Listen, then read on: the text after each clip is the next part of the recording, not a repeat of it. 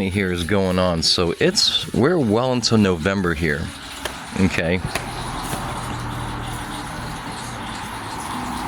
I'm in my t-shirt, as you can see. All right, it's about 70 degrees outside, and I know the weather has had a lot of people worried lately. But I've shot this off in some of my community posts, which are really good and which I really strongly suggest. Thank you so much. Yeah. Awesome. Love this stuff. And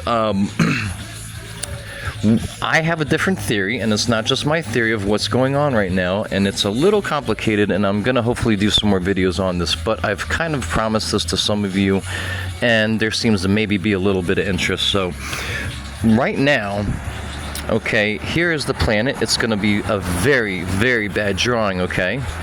I don't know, something like that, and then something like that, and then there's Maine somewhere, and there's Baja, and there's here's Mexico, okay? There's Florida. I told you this was going to be really bad. There's Maine, all right? Here's Mexico, okay? There's South America. I am not an artiste, so forgive me, okay? But what we have going on right now is basically a geomagnetic reversal or a long-term excursion, and this is not up for debate, people. You can look this up, and I'm going to try to give you a couple points of reference, but unfortunately I'm shooting with my phone, so I can't give you screenshots or websites in this video, but I will leave them in the description, hopefully, if I remember. I don't know, there's Europe, whatever.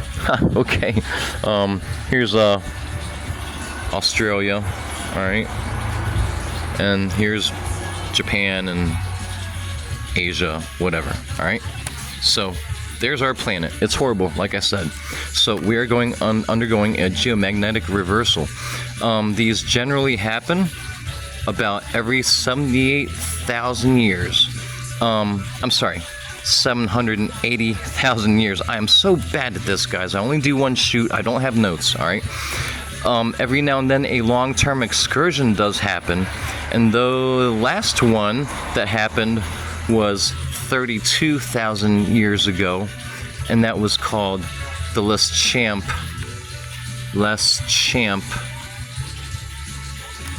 excursion, okay?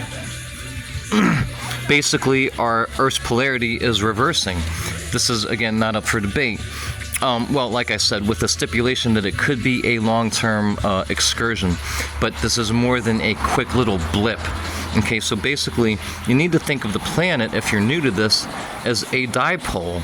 That just means it's just like a battery. It's got a plus, it's got a minus, okay? And it works just like a battery, okay? It basically, it's not quite self-generating. It does have a lifespan, but it is creating its own energy field, all right, which just circulates. You know, as we all know how, I think we all know how electricity basically works, right? So the core, of course, is the engine in the middle. The molten and iron core, you know, and even the liquid core, of course, has iron. So you need to keep that in mind. And it's just basically generating its energy around in a sphere. We call this, or scientists call this, the magnetosphere. This is the basically the force field, if you will, if you want to think about it in a Star Wars kind of way, when it comes regarding to incoming particles that are harmful to the Earth. Some of those incoming particles are from the sun, but they get worse if our magnetosphere or our shield starts to get weaker. Okay, so you have certain solar rays besides just regular sunlight, which are bad, and you also have incoming cosmic particles.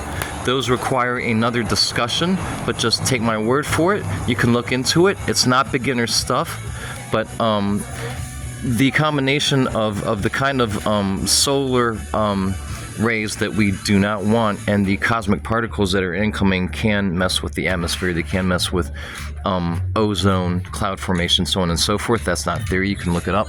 And again, I'll try to provide as many links as I can, but this is not beginner stuff again. But hopefully some of you remember some of your stuff from science class and are with me. Right now, our magnetosphere is pretty dramatically weakened from its full strength. when you read different articles will quote you, different percentages of how much weaker it is than normal, but it is at least around 30% weaker than normal. Some might say 40% weaker, some might say 25% weaker. But again, that is allowing more cosmic particles to come in and more of the radiation that we do not want from the sun. Don't forget, some of that is expressed in extreme UV or excess UV that, of course, can kill off plant life. I do not mean to fearmonger, but these are associated with some minor and some major extinctions. In fact, a lot of scientists, well, I don't want to say a lot of scientists, there have been some papers coming out, and some scientists are positing that the Lestchamp excursion was actually the driver of the extinction of the Neanderthal, I believe, one of our, somewhat recent predecessors. But basically, guys, I can, there's no way I can do this all in a few minutes. But this is the reason why, okay, say in the month of, certainly in the month of October and probably beginning in September, the aurora, the visible light coming in from the Arctic, right, began creeping further and further south, and people who have been following the geomagnetic excursion have posited that the aurora would creep further and further south than normal. Now here is the classic debunking the people who don't want you to worry about this or don't want you to think that this could actually have something to do with the climate instead of just, CO2 theory, right? But those who believe that other things like, planetary effects, the sun, and other things might be influencing what's going on right now, have been saying that we will see that the further this goes on and the weaker our magnetosphere gets, the more we will see aurora creep further and further in the southern latitudes. And I checked on the October aurora spotted in Maryland, which would be right about here, very far south for aurora to happen. Usually, of course, as we know, let's put like a subarctic circle around here. Don't forget Canada's up here. Sorry, I need to move the camera. All right, so this is Canada. This is us. But, usually aurora are spotted around the upper reaches of the lakes. So around Minnesota, sometimes Montana up here, and sometimes, of course, the Dakotas right there, right? I mean, again, this map sucks, but the Dakotas, Montana, and upper Minnesota are usually the only, the lowest latitudes that aurora have usually been seen, and they are creeping lower and lower and lower. And we had a handful in Maryland spotted it and recorded this October, and that completely debunks the theories. Because I didn't tell you the theory. So the debunkers who don't want you to understand planetary science and other things that affect our climate are trying to blame all of this on the very regular 11-year solar cycle. But that doesn't explain it. Because, of course, 11 years ago, we didn't have aurora creeping down here. We didn't have aurora creeping down here. We didn't even have aurora creeping down as far as, say, New York City, right? Or Iowa or something, right? But the weaker our shield gets, the lower and lower they come. And that happens regardless of every regular 11-year cycle, decade in and decade out.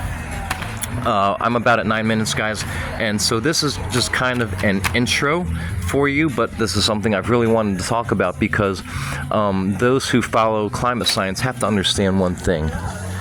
This is a universe. Nothing exists in a vacuum. We are not the only driver of the climate, and I'm not here to deny anthropogenic climate change, but there are certainly other drivers, other long-term processes, and other things that that happen. Oh, I forgot to show you one thing. Okay, so basically, all right, this is true north here, okay? This is a really bad representation, okay, right here of Canada and the U.S., okay? I'm just going to put U.S. And over here, I'm just going to put RU. It is important to know, and this is how, again, this isn't theory, the magnetic North Pole was in Canada around 2000, and this has happened dramatically fast. Now it has crossed true north. No, I'm good, thanks. now has crossed true north, and it is already well on its way to Siberia. The point being, though, okay, let's extend the map, all right, and let's say this is South America. In 1850, and this is the fun part, around the time of the Civil War is when it started going berserk, and it left here, it left here around the Arctic Circle. It dove south to Canada and stayed there for a while, but like I said, a little while ago, it just started shooting up north, and now it's on its way to Russia. So this is absolutely a historic event. Geologically speaking, planetarily speaking. Anyhow, guys, I'm out of time. I have to go. We'll pick this up later.